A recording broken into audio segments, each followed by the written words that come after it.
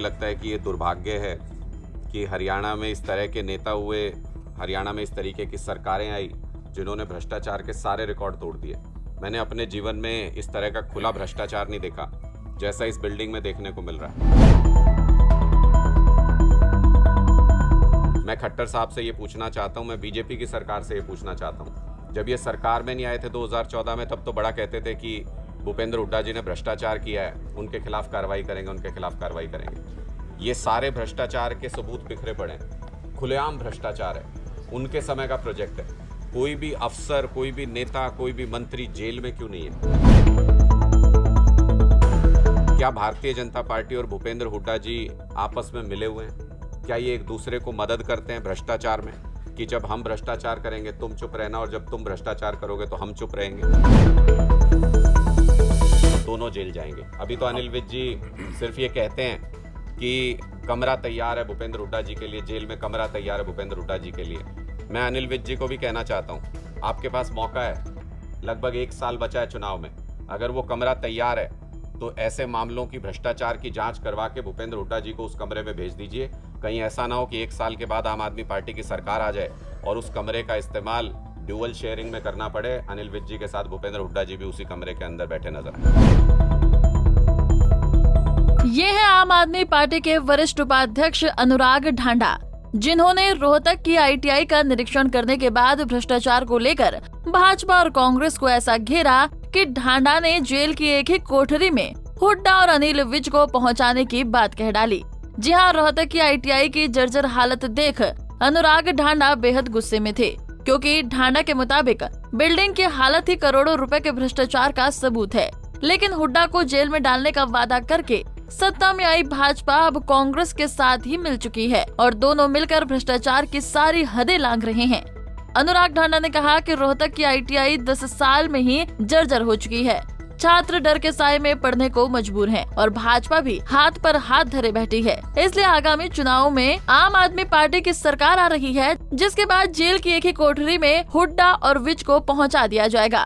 देखिए, आज हम लोग यहाँ पे आईटीआई, मैंने सुना था कि एक बहुत शानदार प्रोजेक्ट आईटीआई भूपेंद्र हुड्डा जी के टाइम पे यहाँ पे बनाया गया था, जिसमें हज़ारों बच्चे कोर्स कर सकते हैं, रोज़गार के लिए अपने आप को तैयार कर सकते हैं। लेकिन मैं यहाँ आया हूँ तो मुझे लगता है कि ये दुर्भाग्य है कि हरियाणा में इस तरह के नेता हुए, हरियाणा में इस तरीके की सरकारें आई जिन्होंने भ्रष्टाचार के सारे रिकॉर्ड तोड़ दिए। मैंने अपने जीवन में इस तरह का खुला भ्रष्टाचार नहीं देखा जैसा इस बिल्डिंग में देखने को मिल रहा है। आप मेरे पीछे देख लीजिए, आप दाएं देख लीजिए, बाएं देख लीजिए, बिल्डिंग के किसी पिलर पे देख लीजिए। 10 साल पुरानी ये बिल्डिंग है, लेकिन इसमें एक जगह भी ऐसी नहीं है जहाँ क्रैक ना हो। ये पूरी की पूरी बिल्डिंग रेत के ढेर से ज़्यादा कुछ भी नहीं है।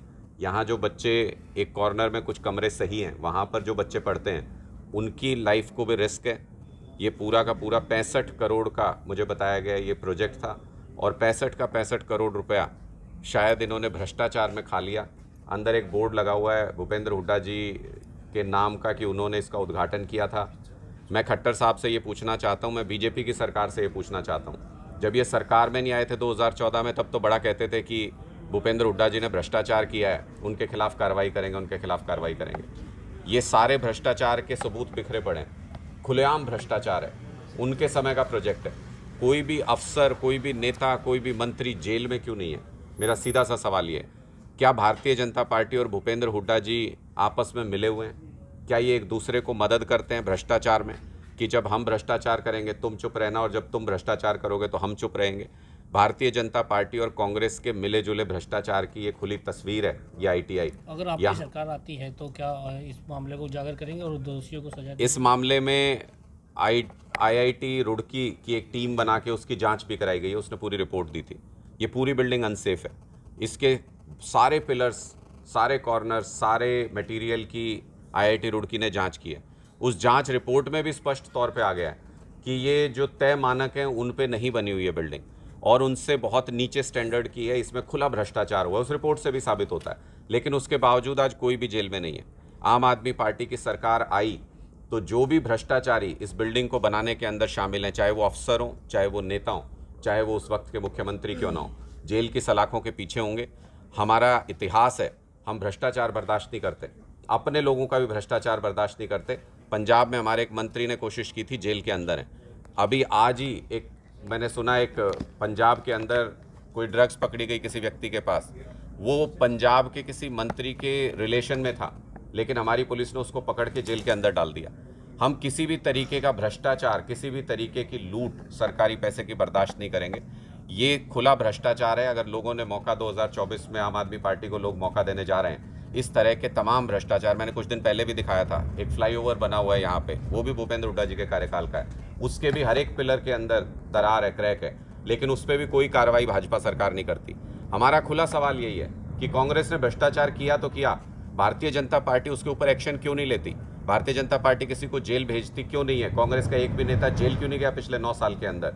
ये वो सवाल हैं जो अपने आप में प्रश्न चिन्ह लगाते हैं कि क्या भारतीय जनता पार्टी और कांग्रेस मिलकर ये भ्रष्टाचार कर रहे हैं? क्या दोनों ने आपस में ये समझौता कर रखा है कि खुला भ्रष्टाचार कीजिए, हमारी सरकार आ गई तो आप जेल नहीं जाएंगे और आपकी सरकार आ गई तो हम जेल नहीं जाएंगे, लेकिन अगर आम आदमी पार्टी की सरकार आ गई तो दोनों जेल जाएंगे। अभी तो अनिल विज जी सिर्फ ये कहते हैं कि कमरा तैयार है भूपेंद्र हुड्डा जी के लिए, जेल में कमरा तैयार है भूपेंद्र हुड्डा जी के लिए।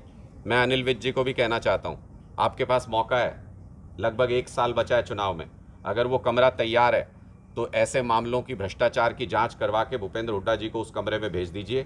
कहीं ऐसा ना हो कि 1 साल के बाद आम आदमी पार्टी की सरकार आ जाए और उस कमरे का इस्तेमाल ड्यूअल शेयरिंग में करना पड़े, अनिल विज जी के साथ भूपेंद्र हुड्डा जी भी उसी कमरे के अंदर बैठे नजर आए। अनुराग ढांडा ने जोर शोर से भ्रष्टाचार का मुद्दा उठाया तो दिल्ली में शराब घोटाले का सवाल भी मुंह बाएं उसके सामने खड़ा हो गया। पत्रकारों ने पूछा कि आम आदमी पार्टी भाजपा पर भ्रष्टाचार के खिलाफ एक्शन न लेने की बात करती है, लेकिन दिल्ली में भाजपा ने ही एक्शन लिया और मनीष सिसोदिया समेत कई नेताओं को जेल में डाल दिया। इस सवाल पर ढांडा ने क्या प्रतिक्रिया दी, सुनिए। अच्छा, और ढांडा साहब, आप कह रहे हो कि भाजपा पार्टी कोई एक्शन नहीं ले रही, लेकिन मनीष सिसोदिया पे एक्शन लिया तो है।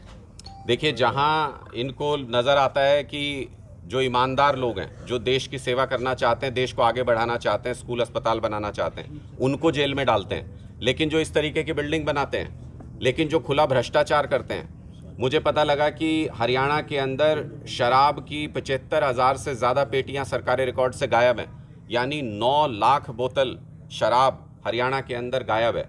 वो कहाँ चली गई? क्या ये शराब घोटाला नहीं है? क्या उसका पूरे के पूरे स्टॉक का इस्तेमाल जहरीली शराब उसमें मिक्स करने के लिए नहीं किया जा रहा? क्या इलीगल तरीके से उनको सेल नहीं किया जा रहा? इस घोटाले की जांच कब होगी? सीबीआई ईडी यहाँ कब आएगी? तो ये स्पष्ट तौर पे दिखाता है जो भ्रष्टाचारी हैं उनकी ये पीठ थपथपाते हैं, उनको अपने साथ जोड़ के रखते हैं, और जो ईमानदार हैं, जो देश के लिए काम करना चाहते हैं, उनको ये जेल में डालते हैं कि तुम ये गलत काम कर। शुक्रिया। मौजूदा सरकार व पूर्व की हुड्डा सरकार को भ्रष्टाचार पर घेरते हुए अनुराग ढांडा ने हरियाणा में नकली और जहरीली शराब का मुद्दा उठाया और कहा कि प्रदेश में धड़ल्ले से शराब घोटाला हो रहा है, लेकिन इसकी जांच के लिए भाजपा की सरकार न तो सीबीआई को भेजेगी और न ही ईडी को। ऐसे में साफ होता है कि भारतीय जनता पार्टी पूरी तरह से भ्रष्टाचार में लिप्त है। रोहतक से दीपक भारद्वाज, पंजाब केसरी टीवी। हमसे जुड़े रहने के लिए हमारे YouTube चैनल को सब्सक्राइब करें और नई वीडियो की नोटिफिकेशन के लिए बेल आइकॉन को दबाएं। अगर आप ये वीडियो Facebook पर देख रहे हैं तो लाइक जरूर करें और ज्यादा से ज्यादा शेयर करें। धन्यवाद।